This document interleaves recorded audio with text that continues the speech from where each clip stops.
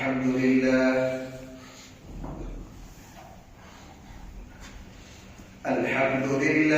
نحمده ونستعينه ونستغفره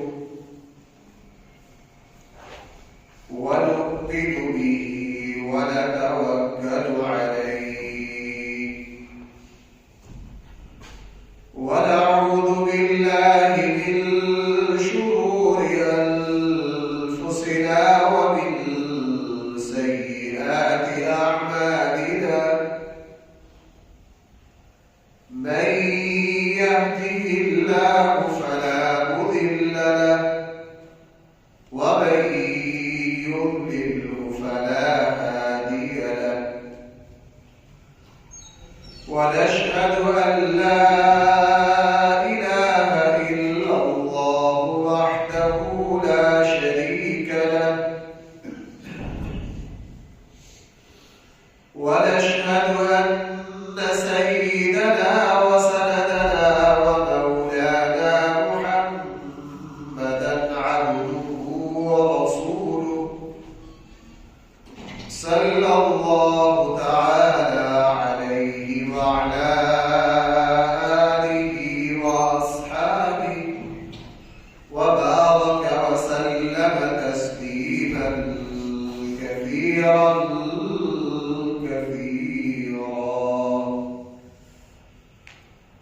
أما بعد فأعوذ بالله من الشيطان الرجيم بسم الله الرحمن الرحيم كل نفس ذائقة الموت وإنما توفون أجوركم يوم القيامة فمن زحزح عن النار وأدخل الجنة فقد فاز وما الحياة الدنيا إلا متاع الغرور صدق الله مولانا العظيم.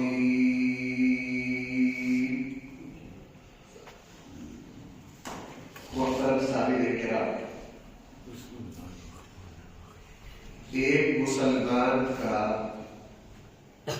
دوسرے مسلمان پر اللہ تعالی نے جو حق اور حقوق رکھے ہیں ان میں سے ایک حق یہ ہے اللہ تعالی نے ایک مسلمان کے دوسرے مسلمان پر جو حقوق رکھے ہیں، جو حق رکھا ہے، ان حقوق میں سے ایک حق یہ ہے کہ جب کوئی مسلمان دنیا سے رخصت ہو، اس کو دنیا سے رسول اللہ صلی اللہ علیہ وسلم کے بتلائے ہوئے طریقے کے مطابق رخصت کرے۔ ہمارے آقا صلی اللہ علیہ وسلم نے ارشاد فرمایا، تمہارے مسلمان بھائی کی آخری خدمت یہ ہے۔ اللہ کے نبی کے الفاظ کتنے پیارے ہیں اور کیسے بات کو سمجھانے والے ہیں۔ فرمایا تمہاری اپنے بھائی کی آخری خدمت یہ ہے کہ جب تم اپنے مسلمان بھائی کو رخصت کرو تو اس کے کفن دفن میں شریک ہو۔ اللہ کے نبی نے کیا فرمایا؟ اس کے کفن دفن میں کیا ہو؟ شریک ہو۔ جب انسان دنیا سے چلا جاتا ہے تو اس وقت پتہ چلتا ہے کہ یہ دوست مخلص ہے یا نہیں، چونکہ اب وفات کوئی نہیں۔ جو مسلمان جس کا انتقال ہو گیا، بظاہر اب وہ ہمارے کام کا نہیں ہے، اب پتہ چلے گا کہ یہ دوست مخلص ہے یا نہیں۔ اب پتہ چلے گا کہ یہ اولاد وفادار ہے یا نہیں، تابع دار ہے یا نہیں، اب پتہ چلے گا یہ پڑوسی اچھا ہے یا نہیں، اب پتہ چلے گا کہ یہ میرا کاروباری پارٹنر صرف کاروباری پارٹنر تھا یا باقی میرے ساتھ کوئی ہمدردی رکھتا ہے یا نہیں۔ اس لیے رسول اللہ صلی اللہ علیہ وسلم کا حکم بھی ہے اور آپ کا عمل بھی یہ تھا۔ صحابی رسول صلی اللہ علیہ وسلم فرماتے ہیں اللہ کے نبی، حدیث میں صراحت ہے، ضعیف کمزور مسلمانوں کے بارے میں جس کی بیماری کا پتہ چلتا اللہ کے نبی عیادت کے لیے تشریف لے جاتے، چونکہ نبی ہے، روحانی والد ہے اور اپنی امت سے ایسا ہی تعلق ہے، اس سے بڑھ کر تعلق ہے جو ایک والد کو اپنی اولاد سے ہوتا ہے۔ تو صحابہ رسول صلی اللہ علیہ وسلم فرماتے حضور علیہ السلام کو صحابہ کرام میں سے بطور خاص حدیث میں صراحت ہے، کسی ضعیف کمزور مسلمان کی بیماری کا پتہ چلتا عیادت کے لیے تشریف لے جاتے، نماز جنازہ کا پتہ چلتا، وفات کا پتہ چلتا، نماز جنازہ میں شریک ہوتے، اور بہت سارے صحابہ کرام کی قبروں میں خود اترتے۔ بھائی کیا کرتے؟ خود اترتے، تدفین میں شریک ہوتے، مغفرت کی دعا کرتے، اور اگر کسی کمزور مسلمان کا انتقال ہوتا اللہ کے نبی کو بتلایا نہ جاتا، بعد میں پتہ چلتا تو ناراضگی کا اظہار کرتے کہ تم نے مجھے بتایا کیوں نہیں۔ مسجد نبوی کی ایک حبشیہ بیمار باندھی مسجد نبوی کی صفائی کیا کرتی، اللہ کے نبی اس کو دیکھتے تھے کہ یہ اللہ کے گھر کی صفائی کرتی، دو چار دن نہیں دیکھا، پوچھا وہ حبشیہ خاتون باندھی جو صفائی کرتی تھی مجھے نظر نہیں آتی، بتلایا گیا اللہ کے رسول ان کا تو انتقال ہو گیا۔ اللہ کے نبی نے ناراضگی کا اظہار فرمایا تم نے مجھے بتلایا کیوں نہیں، میں ان کی نماز جنازہ پڑھتا، ان کے لیے مغفرت کی دعا کرتا، اپنی امت کو سکھایا کہ یہ حق ہے۔ اور بھائی افسوس سے کہنا پڑتا ہے، میں نے آج اس موضوع کو اسی لیے کچھ باتیں آپ سے عرض کر دی، ہم نماز جنازہ ظاہر علماء مولوی حضرات ہی پڑھاتے، ہمیں اتنا صدمہ ہوتا ہے کہ یہ اپنے پیارے والد، بھائی، دوست، پڑوسی، رشتہ دار، شاگرد، استاد کو رخصت کر رہے، لیکن اللہ کے بندوں کو یہ پتہ ہی نہیں ہے کہ اللہ اور شریعت کے مطابق کس طرح رخصت کرنا ہے۔ یہ اپنے پیارے کو رخصت کر رہے ہیں لیکن اس کے حق کو ضائع کر رہے ہیں۔ یہ کیا کر رہے ہیں؟ اس کے حق کو ضائع کر رہے ہیں، وہ کام کر رہے ہیں جن کی ضرورت نہیں، میت کو جس کی ضرورت تھی وہ کام کر رہے ہیں۔ رسول اللہ صلی اللہ علیہ وسلم نے، ہمارے دین نے ہمیں حکم دیا ہے کہ نماز جنازہ میں شریک ہو، یہ جانے والے مسلمان کا بھائی کیا ہے؟ حق ہے۔ نماز جنازہ اسی لیے اسلام نے فرض کفایہ رکھی ہے، کسی مسلمان کا انتقال ہو جائے، مسلمانوں میں سے کچھ لوگ نماز جنازہ پڑھ لے تو حق ادا ہو جائے گا، اگر کچھ لوگ نہ پڑھے تو بھی سارے گناہگار ہوں گے، سارے کیا ہوں گے؟ اور یہ جو آخری شریعت نے سنت طریقہ جنازہ، کندھوں پر اٹھانا، قبرستان جانا، یہ جو آخری مراحل کا پورا ایک خاکہ ہے ہمارے سامنے، یہ شریعت نے اس لیے رکھا تاکہ اپنے جانے والے کا حق بھی ادا کر سکو اور اپنی موت کی تیاری بھی کر سکو۔ اپنی موت کی تیاری بھی بڑا آسان تھا کہ انسان جس طرح لوہے کو جلا کے پانی بنا دیتا ہے، ایسے ادارے قائم کر دیے جاتے اور میت کو وہاں دے کر آگے متعارف کر دیتے، جس طرح یورپ میں ہو رہا ہے۔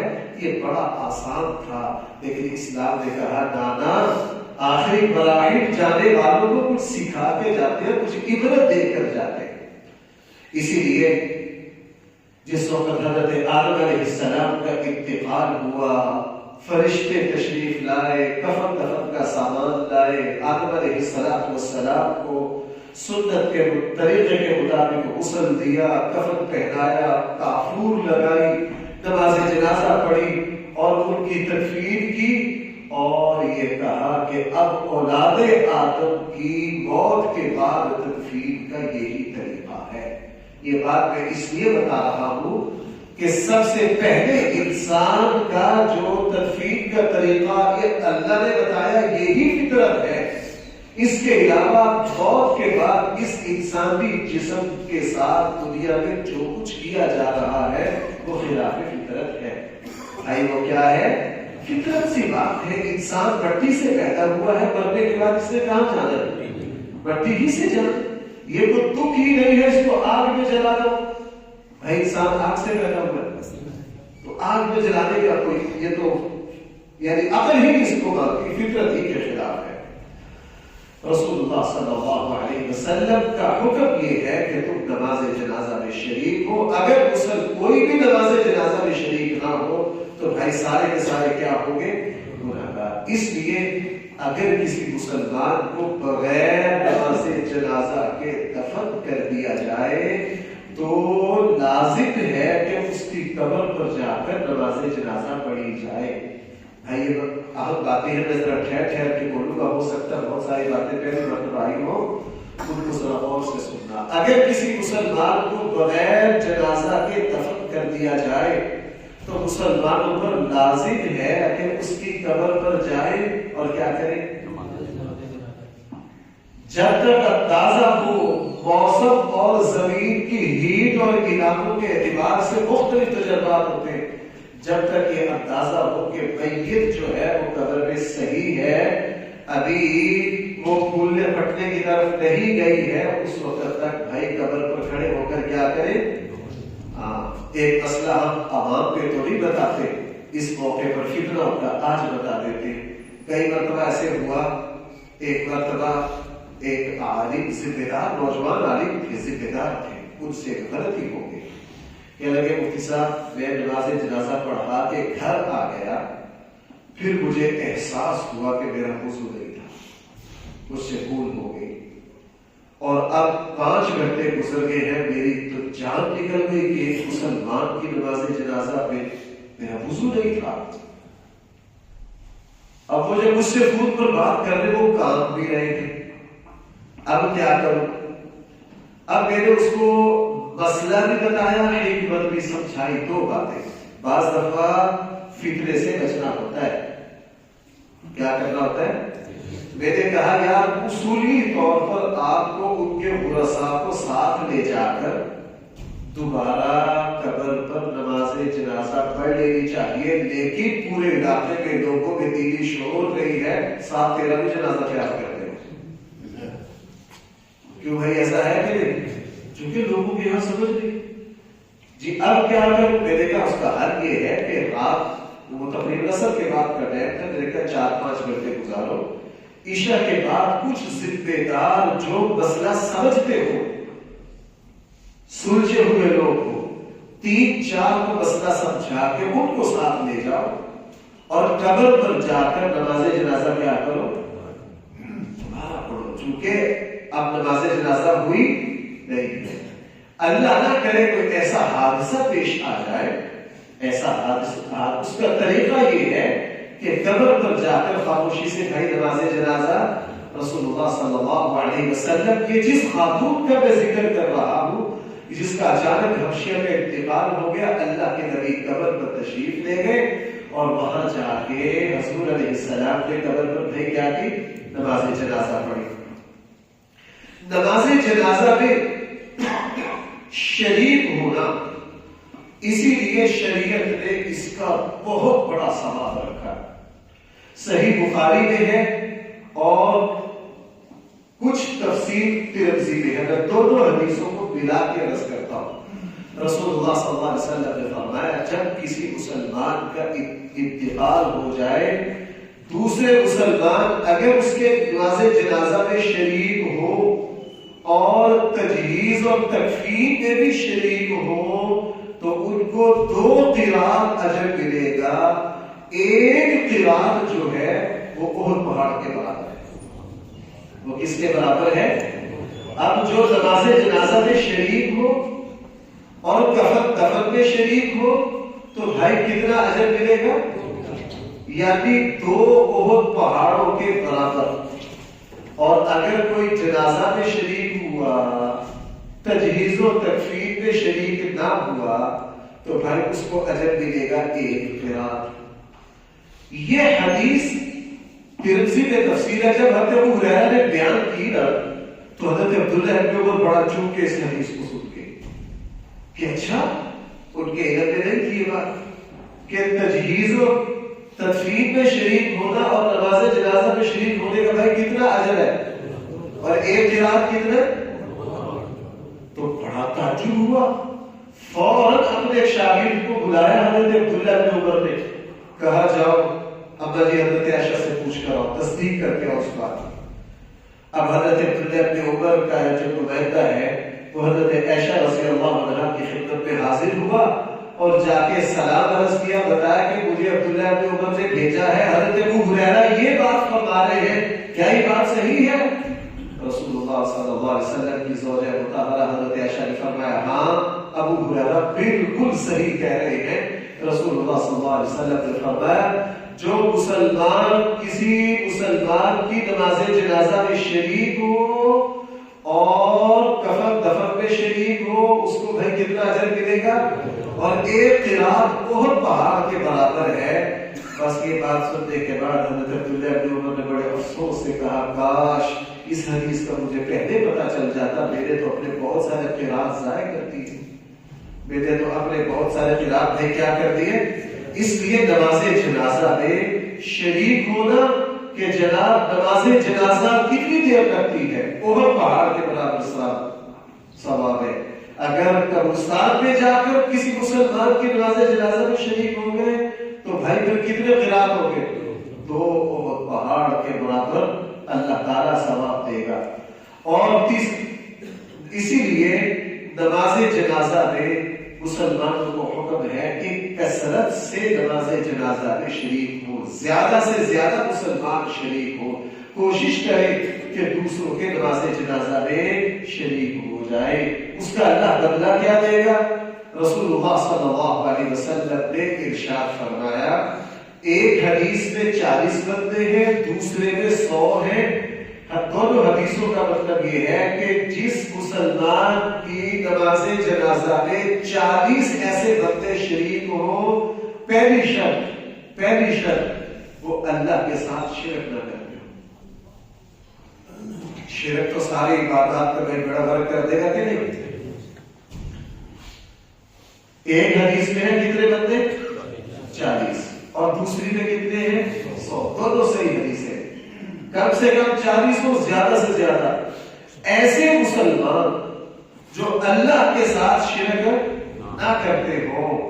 اور اہل علم نے ایک شرط کا اور اضافہ کیا ہے دوسری احادیث کو مد نظر رکھتے ہوئے, وہ نماز جنازہ میں شریک ہو مسلمان کا حق سمجھ کر صرف اللہ کی رضا کے لیے.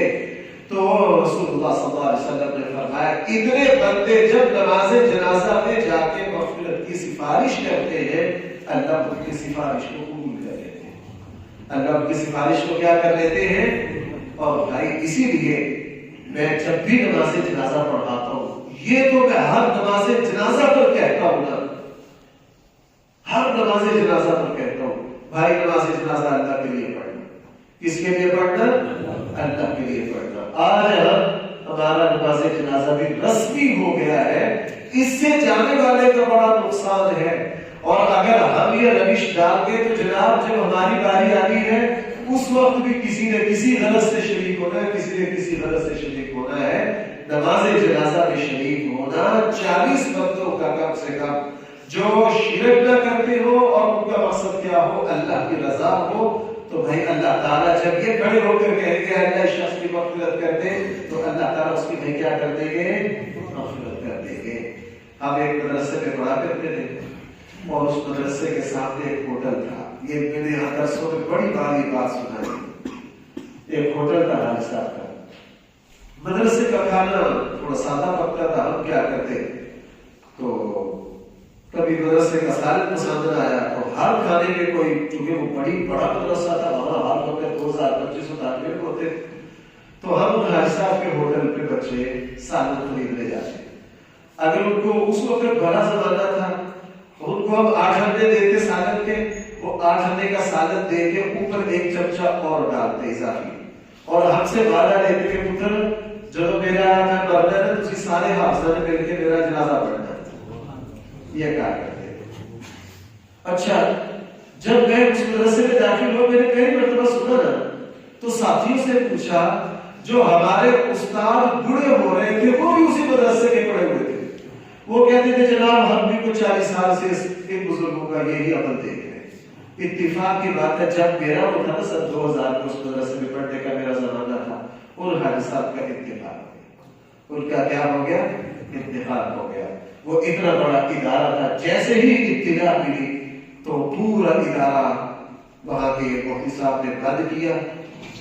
تقریباً 2250 طالب اور 300 جتنے اساتذہ سے ان کو ساتھ لیا, سارے ان کے گھر پہنچ گئے اور ان کے رؤساء سے درخواست کی کہ جی 40 سال سے ہمارے مدرسے کے گیٹ پر یہ حاجی صاحب یہ آواز لگاتے رہے ہیں, اگر آپ اجازت دیں ہم چاہتے ہیں کہ ان کو غسل بھی ہم دیں اور ان کو قبرستان تک جنازگاہ تک بھی لے کر جائیں, نماز جنازہ بھی پڑھائیں, کفن دفن تک شریک ہو.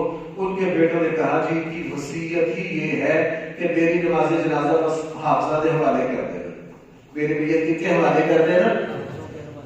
اب جب میں نے دیکھا کہ یار اتنے علماء طلباء اور اتنا بڑا جنازہ, اب بھائی جب اتنے لوگ اللہ کے لیے جب سفارش کریں گے تو اللہ اس سفارش کو والا کیوں نہیں قبول کریں گے؟ یار ہمارے اندر ہمارا مزاج ہے 4 بندے دروازے پر آتے ہیں, ہم ان کی سفارش قبول کر لیتے ہیں کہ نہیں؟ جہاں 5000 بندہ اللہ کے سامنے سفارش کر رہا وہ تو کریم ہے, وہ تو غفور ہے, وہ تو غفور ہے. اس نے بھائی زندگی میں اپنی نیک نامی کو پیدا کرنے کی کوشش بھی کی جائے. نیک نامی اسباب مغفرت میں سے ہے. بھائی دوبارہ سن لیجیے میں کیا کہہ رہا ہوں. اچھی شہرت, اچھا نام, نیک نامی اسباب مغفرت میں سے ہے. صحیح حدیث میں ہے کہ جب نماز جنازہ ایک آیا لوگوں نے تعریف کی تو اللہ کے نبی نے کیا فرمایا, اس کے لیے کیا لازم ہو گئی؟ علماء یہاں سے سمجھے ہیں کہ نیک نامی پیچھے اچھا نام چھوڑ کر جانا, لوگوں کے دلوں میں احترام چھوڑ کر جانا. اور بھائی احترام وہی چھوڑ کر جائے گا جو لوگوں سے اخلاق سے پیش آئے گا, جو دوسروں کے کام آئے گا, جو دوسروں کے ساتھ مہربانی کرے گا, جو دوسروں کا بھلا کرے گا. تو انشاءاللہ جب پاکیزہ جذبات سے اتنے مسلمان مغفرت کرے دعا مانگیں گے تو اللہ تعالیٰ بھائی ضرور اس سفارش کو کیا کریں گے؟ قبول کریں گے. نماز جنازہ میں چلنے کا طریقہ کیا ہے؟ نماز جنازہ میں آگے بھی چلا جا سکتا ہے, پیچھے بھی چلا جا سکتا ہے, دائیں بائیں بھی چلا جا سکتا ہے. امام اعظم ابو حنیفہ رحمہ اللہ کی رائے یہ ہے کہ نماز جنازہ میں پیچھے چلا جائے, میت کو آگے رکھا جائے. اور دوسرے اہل علم کی رائے یہ ہے کہ نہیں, نماز جنازہ پیچھے رکھا جائے, لوگ آگے چلے. یہ دونوں طریقے ٹھیک ہے. یہ دونوں طریقے کیا ہیں؟ ٹھیک ہے. ایسا کیوں کیا جائے؟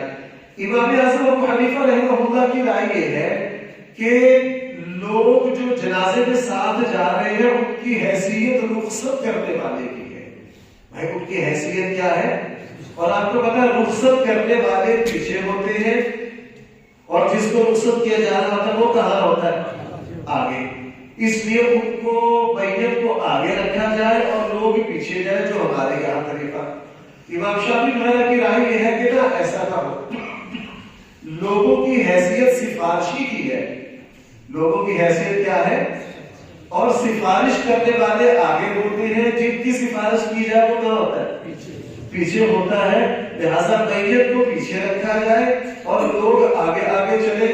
چونکہ یہ کیا کر رہے ہیں، یہ صرف افضلیت ہے، جائز بالکل ہے، جس طرح چاہے چلے، ہر طرح جائز ہے۔ ہاں، دو ہی باتوں کا خیال کیا جائے۔ نماز جنازہ جاتے ہوئے رسول اللہ صلی اللہ علیہ وسلم نے سخت ناراضگی کا اظہار کیا ہے کہ کوئی شخص نماز جنازہ میں اپنی سواری پر سوار ہو کر جائے یا قبرستان اپنی سواری پر سوار ہو کر جائے۔ اللہ کے نبی نے ایک جنازہ دیکھا، خود تشریف فرماتے، ایک شخص اپنے اونٹ پر سوار ہو کر ساتھ جا رہے ہیں۔ اللہ کے نبی نے سخت الفاظ فرمایا تمہیں شرم نہیں آتی؟ اللہ کے فرشتے پیدل چل رہے ہیں، تم اپنی سواری پر سوار، تمہیں شرم نہیں آتی؟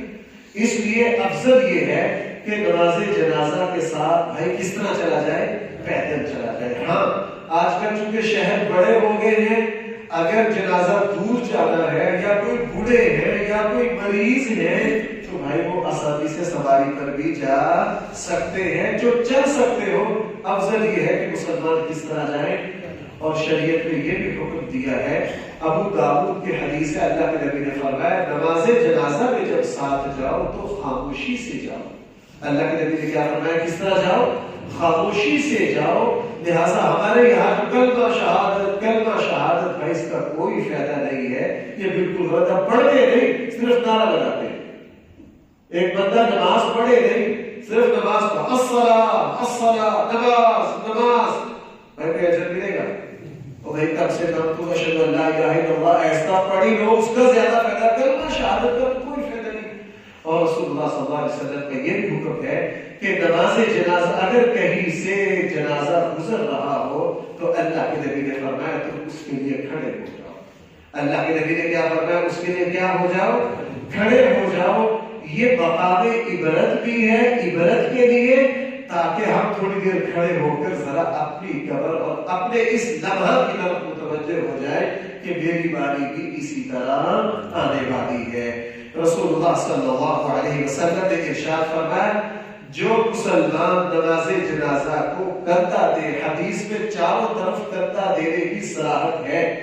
اگر کسی مسلمان کو نماز جنازہ کو چاروں پایوں کو کندھا دینے کا موقع مل جائے، رسول اللہ صلی اللہ علیہ وسلم نے فرمایا اس نے اپنے بھائی کا حق ادا کر دیا، اس نے اپنے بھائی کا کیا کر دیا۔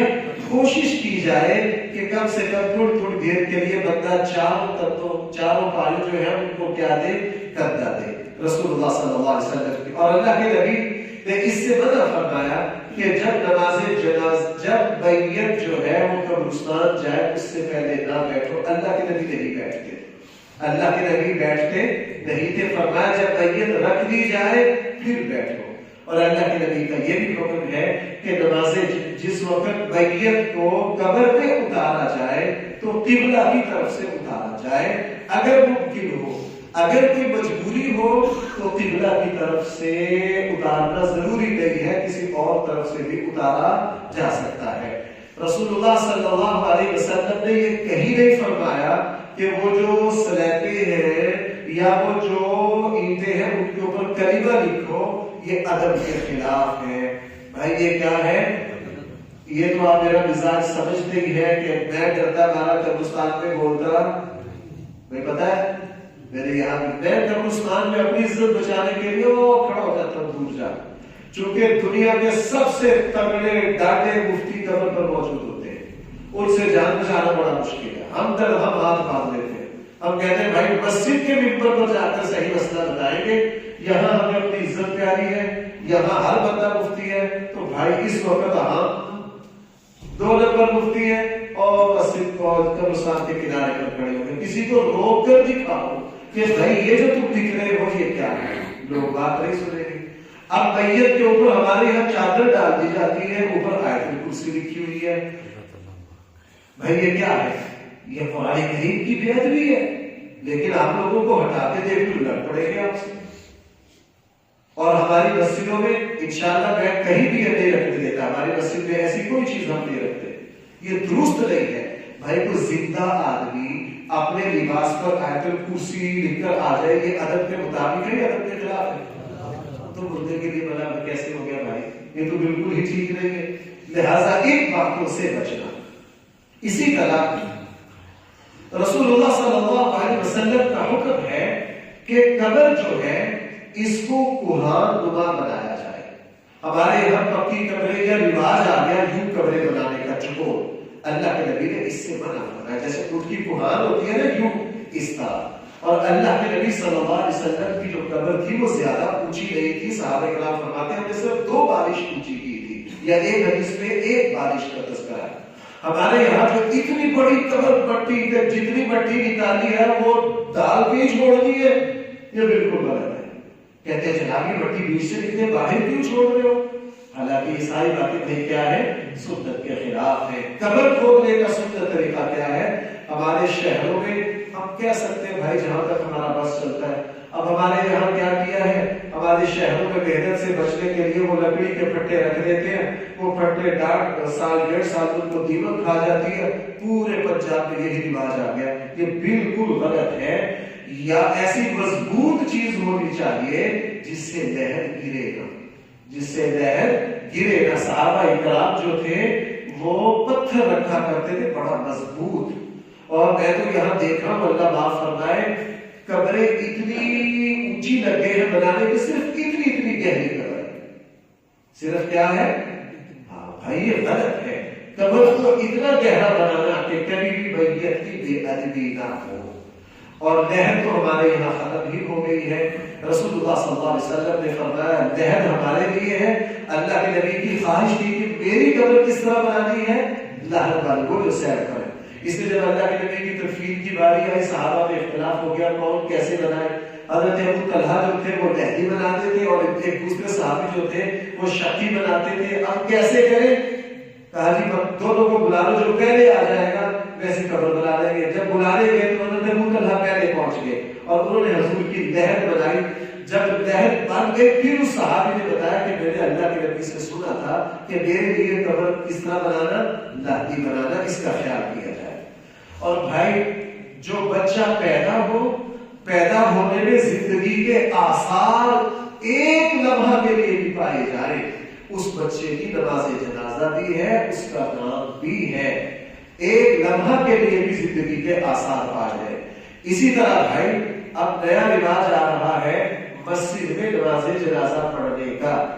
احادیث 2 طرح کی ہے, صحیح حدیث ہے.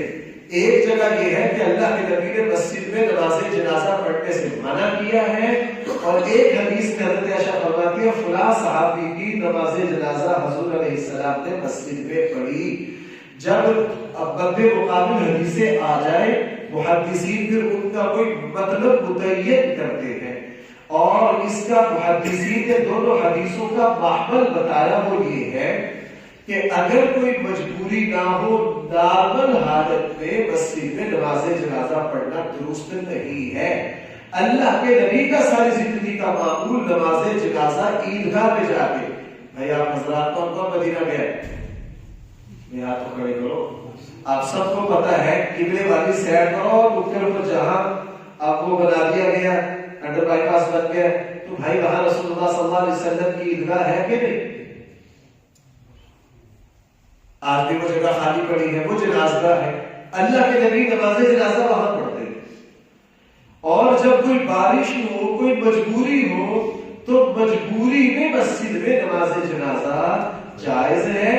اس میں بھی افضل یہ ہے کہ نماز جنازہ جو ہے میت جو ہے وہ مسجد سے باہر رکھی جائے, 2-4 بندے باہر ہو جائے اگر کہیں مجبوری ہو. اب دیکھیں حرمین میں جن حضرات نے دیکھا ہوگا آپ کو پتا ہے بھائی میت کو کہاں رکھتے ہیں؟ بیت اللہ کے پاس کہاں رکھتے ہیں؟ اور صفا مروہ کی سائی ادھر رکھتے ہیں کہ نہیں, چونکہ صفا مروہ کی سائی مسجد سے کیا ہے. اور مسجد نبوی میں کہاں رکھتے ہیں میت کو؟ مسجد سے باہر رکھتے ہیں کہ نہیں؟ آگے والا جو پڑھا گیا وہاں رکھتے ہیں. امام مصلی پر نماز جنازہ پڑھا کے وہاں جاتا ہے مسجد نبوی میں. مسجد سے باہر جا کے نماز جنازہ, اگر شہروں میں کہیں نماز جنازہ نہ ہو تو مسجدوں میں ایسی جگہ بنائی جائے, یہی سنت ہے. اور بھائی اوقات مکروہہ میں نماز جنازہ جائز نہیں. میں اپنے لطیفہ سناتا ہوں, جن 3 وقتوں میں نماز پڑھنا جائز نہیں, سورج کا طلوع اور غروب اور زوال, ان میں نماز جنازہ بھی میں ایک جگہ جنازہ پڑھنے گیا، ایک مولوی صاحب جو ہے انہوں نے بازو چڑھا رکھا، تقریر چل رہی ہے۔ اب میں دیکھ رہا ہوں سوال کے وقت میں 8 منٹ رہ گئے، 9 منٹ رہ گئے، 2-3 بندوں کو میں نے ٹوکا، بھائی سوال کے وقت میں کتنے منٹ رہ گئے؟ 4 منٹ رہ گئے۔ مولوی صاحب کہیں سے مہمان ہے، اس کو کیا پتا۔ اب جب سوال کا وقت شروع ہو گیا، مولوی صاحب اللہ اکبر، نماز جنازہ ہو رہی ہے۔ اب میں وہاں مہمان تھا، میں کس کو کہوں؟ جنازے کے موقع پر کوئی سنتا ہی نہیں۔ اب نماز جنازہ اس وقت پڑھی گئی ہے دوپہر میں جس وقت بھائی کیا ہو گیا، اور ان 3 وقتوں میں نماز جنازہ پڑھنا جائز ہی۔ اب اگر اس حدیث کو لیا جائے کہ ان موقع پر اگر کوئی نمازیں، کوئی فرض نماز پڑھے گا تو نماز ہوئی ہی نہیں، تو نماز جنازہ بھی نہیں ہوا۔ اب بغیر جنازہ کے کیا کر رہے ہیں؟ تدفین کر رہے ہیں اور تقریر لمبی کر دی۔ نماز جنازہ کے موقع پر رسول اللہ صلی اللہ علیہ وسلم سے تقریر ثابت نہیں ہے۔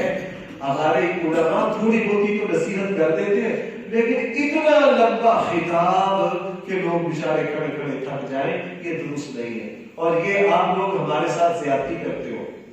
ہمارے ساتھ وارث کہہ دیتے ہیں مفتی صاحب آدھے گھنٹے کا بیان کرنا ہے، اور لوگ کہتے ہیں مولوی صاحب ساڑھی جان چھوڑو۔ اب ہم درمیان میں پھنسے ہوئے ہیں، ہمیں پتا ہے کہ آدھے گھنٹے سے کم کیا تو وارث ناراض، درمیان میں کوئی بندہ بول پڑا، ہم ادھر سے بھی پیچھے ہوتے ہیں، ادھر سے بھی پیچھے ہوتے ہیں۔ اصول یہ ہے کہ جنازے کے موقع پر کوئی لمبی تقریر کرنی، اس لیے مجھے تو 20 منٹ کا کہتا ہے، میں 4-5 منٹ میں ختم کر دیتا ہوں۔ بھائی نماز جنازہ میں کوئی بوڑھے بھی ہیں، کسی کو گھٹنے کی تکلیف ہو سکتی ہے، کوئی بیچارہ مریض ہو سکتا ہے، اور گرمی ہو سکتی ہے، باہر دھوپ میں کھڑے ہو سکتے ہیں۔ نماز جنازہ پر اتنا لمبا خطاب، اب جو ماشاءاللہ ساؤنڈ لگنے لگ گئے ہیں اور پوری لمبی تقریریں خطاب پر خطاب ہو رہے ہیں، یہ طریقہ درست نہیں ہے۔ نماز جنازہ جوتے پہن کے پڑھا جا سکتا ہے کہ نہیں؟ ہمارے یہاں بھائی دیکھو، نماز جنازہ افضل یہ ہے کہ بندہ جوتا اتار کے پڑھے۔ حضور نے فرمایا جو عام میدانی جگہ ہے وہ سورج اور بارش کی وجہ سے پاک ہے۔ مثلا اگر ہمیں سامنے پلاٹ میں نماز پڑھنی پڑے تو یہ جگہ کیا ہے؟ پاک ہے۔ عام زمین کا پاک ہوگا جہاں سورج کی شعاعیں ہیں اور بارش ہے، وہ جگہ کیا ہے؟ پاک ہے۔ افضل یہ ہے کہ جوتا اتار کے نماز جنازہ پڑھی جائے۔ ہاں اگر یقین ہے آپ کو کہ میرا جوتا پاک ہے تو جوتا پہن کے نماز جنازہ پڑھ سکتے، لیکن اگر جوتا ناپاک ہو نیچے سے، اور عموماً ہمارے یہاں کا جو ماحول ہے جوتا عموماً ناپاک ہی ہوتا ہے، جوتا بھائی کیا ہوتا ہے، تو یہ جوتا پہن کے نماز جنازہ پڑھنا بھائی جائز نہیں ہے۔ اس کا افضل طریقہ کیا ہے کہ آپ جوتا اتار کے پاؤں اوپر رکھ لو۔ جب جوتا پاؤں میں ہے وہ لباس کے حکم میں ہے، جب جوتا آپ نے پاؤں سے نکال دیا وہ لباس کے حکم میں۔ فقہاء نے مسئلہ لکھا ہے کہ کوئی موٹی چیز یا جوتا جس کی نیچے والی سائڈ ناپاک ہو، آپ اس کے اوپر کھڑے ہو جاؤ تو نماز جنازہ بھائی کیا ہے؟ بالکل نماز جنازہ جائز ہے۔ اسی طرح نماز جنازہ میں لوگ شریک ہوتے ہیں۔ میں اکثر جنازہ کے موقع پر یہ مسئلہ بیان کرتا ہوں، بعض لوگ بیچارے ان کو پتہ نہیں ہوتا شریک کیسے ہوتا ہے، اکثر لوگ اللہ اکبر کہہ کے ساتھ شامل ہو جاتے ہیں، ساتھ سلام پھیرتے ہیں، نماز جنازہ ہوئی نہیں۔ بھائی اس کا طریقہ یہ ہے جب ہم لیٹ پہنچے تو اللہ اکبر کہتے ہی شریک نہیں ہونا، بلکہ انتظار کرو، امام جب اللہ اکبر دوسری یا تیسری تکبیر کہے پھر شریک ہونا ہے۔ پھر کیا ہونا ہے؟ اچھا، عام نماز میں جب آپ پہنچے امام جہاں ہے وہی شریک ہو جانا ہے، ہم الٹ کرتے ہیں۔ بھائی میری بات سمجھ پا رہے؟ عام نمازوں میں ہم کیا کرتے ہیں؟ عام نمازوں میں ہم کیا کرتے ہیں؟ امام سجدے میں آنا تو کھڑے رہتے ہیں، امام 2 سجدے کرے گا، تحیات بیٹھے گا، ہم کھڑے، امام جب کھڑا ہوگا تو پھر اللہ اکبر کہیں گے۔ حالانکہ عام نمازوں میں جب پہنچے وہی اللہ اکبر کہہ کے کیا ہوگا؟ نماز جنازہ میں فی الفور شریک ہے، لیکن ہم نے الٹ کرنا ہے۔ اب نماز جنازہ کی 2 تکبیریں رہ گئی ہیں، بھائی کھڑے ہو جاؤ، جب امام نے تیسری کہی ہے اللہ اکبر کہہ لو۔ اب آپ کو 2 امام کے ساتھ مل گئی ہیں، 2 رہ گئی ہیں، جیسے ہی امام نے سلام پھیرا آپ فوراً اللہ اکبر جلدی سے کہہ کے 4 تکبیریں کہہ کے کیا کر دو؟ سلام۔ اور سلام پھیرنے میں ہاتھ کس طرح چھوڑ دیا؟ لوگوں کا اس میں بھی جھگڑا ہو رہا ہوتا ہے، بھائی ہر طرح جائز ہے، ادھر سلام پھیرو ادھر پھیرو پھر دونوں ہاتھ چھوڑ دو، یہ بھی جائز ہے، ادھر سلام کرنے کے ساتھ یہ ہاتھ چھوڑ دو، ادھر سلام کے ساتھ یہ ہاتھ چھوڑ دو، یہ بھی بھائی کیا ہے؟ جائز ہے۔ قبرستان جا کے قبر پر ہاتھ اٹھا کر دعا مانگنا صحیح مسلم میں ہے، رسول اللہ صلی اللہ علیہ وسلم سے ثابت ہے کہ قبرستان میں میت کو دفن کر کے اللہ کے نبی ہاتھ اٹھا کے بھائی کیا مانگتے تھے؟ دعا مانگتے تھے۔ یہ دعا مانگنی چاہیے۔ ہاں احادیث میں یہ بھی ہے، بہتی میں بھی ہے، مشکات میں بھی ہے، کتاب الجنائز میں، کہ میت کو دفن کرنے کے بعد سورہ بقرہ کا ابتدائی حصہ اور سورہ بقرہ کا آخری حصہ تلاوت کیا جائے۔ اس کے علاوہ احادیث میں تذکرہ نہیں ہے، سورہ فاتحہ کا، سورہ فلق کا، سورہ ناس کا، اور کن کن چیزوں کا ان کا تذکرہ نہیں ملتا۔ حدیث میں صرف یہ ہے کہ سورہ فاتحہ، سورہ بقرہ کا اول اور آخر بھائی کیا کر لیا جائے؟ پڑھ لیا جائے۔ اگر کوئی نہ پڑھے تو کوئی حرج والی بات نہیں ہے۔ بھائی نماز جنازہ کئی ہو سکتے ہیں، نماز جنازہ کئی ہو سکتے ہیں، کہیں بھی ثابت نہیں ہے۔ نماز جنازہ ایک ہی مرتبہ ہو سکتی ہے۔ نماز جنازہ کیا ہو سکتی ہے؟ بعض لوگ حضرت حمزہ کی دلیل بناتے ہیں اللہ کے نبی نے ان پر 10 مرتبہ نماز جنازہ پڑھی، نہیں۔ اللہ کے نبی نے احد کے شہداء کی جب نماز جنازہ پڑھی تو باقی میتوں کو لے جاتے رہے، حضرت حمزہ کی میت وہی رہی، حضور دوسرے شہداء کے ساتھ حضرت حمزہ کی نماز جنازہ پڑھتے رہے۔ نماز جنازہ میں کتنی مرتبہ ہے؟ ایک ہی مرتبہ۔ اگر کہیں مجبوری ہو، علماء نے لکھا ہے کہ ورثاء نماز جنازہ نہ پڑھے، پہلی نماز جنازہ میں ورثاء نہ پڑھے، عام لوگ پڑھتے رہے۔ عام لوگ جب پڑھتے رہے کہ ورثاء کو حق ہے، جب ورثاء نے نماز جنازہ پڑھ لی تو پھر کوئی بھی نماز جنازہ، اللہ کے نبی کی نماز جنازہ خاص طریقے سے ہوئی ہے، عام لوگوں کے طریقے صرف درود و سلام پڑھا گیا ہے، اور وہی کیا تھی؟ اسی لیے جن علماء نے نماز جنازہ پڑھی گئی ہے وہ بھی صحیح ہے، جن علماء نے فرمایا نماز جنازہ نہیں پڑھی گئی وہ بھی صحیح ہے، چونکہ امت کے طریقے کے مطابق حضور پر نماز جنازہ یوں آتے گئے، درود و سلام پڑھتے گئے۔ سب سے آخر میں چونکہ خلیفہ وقت وارث حضور کے حضرت ابوبکر تھے، جب سب سے آخر میں حضرت ابوبکر نے حضور پر درود و سلام پڑھا، اس کے بعد آقا علیہ الصلوۃ والسلام کو اللہ کے حوالے کر دیا گیا۔ اور بھائی اسی طرح غائبانہ نماز جنازہ ہمارے یہاں واقعات ہوتے رہتے ہیں بھائی، اس کو یہ اختلافی مسئلہ ہے جو میں صحیح سمجھ پایا ہوں۔ رسول اللہ صلی اللہ علیہ وسلم میں غائبانہ نماز جنازہ کو درست نہیں سمجھتا، غائبانہ نماز جنازہ پڑھنا صحیح نہیں ہے۔ دلیل کیا ہے؟ اللہ کے نبی نے پوری زندگی میں صرف ایک مرتبہ نجاشی کی غائبانہ نماز جنازہ پڑھی ہے۔ کتنی مرتبہ؟ ایک مرتبہ۔ اس کے علاوہ حضور کی وہ بولے بیٹے زید بن حارثہ شہید ہوئے، جعفر طیار شہید ہوئے، عبداللہ بن رواحہ شہید ہوئے، اور 40 قرہ جو ہے وہ بید مولا پر شہید ہوئے، بڑے بڑے صحابہ ادھر ادھر شہید ہوتے رہے۔ اللہ کے نبی نے کسی کی نماز جنازہ، اگر یہ روٹین کا عمل ہوتا تو جو صحابہ دور جن کی شہادتیں ہوئی تو اللہ کے نبی سب کی نماز جنازہ پڑھتے کہ نہیں؟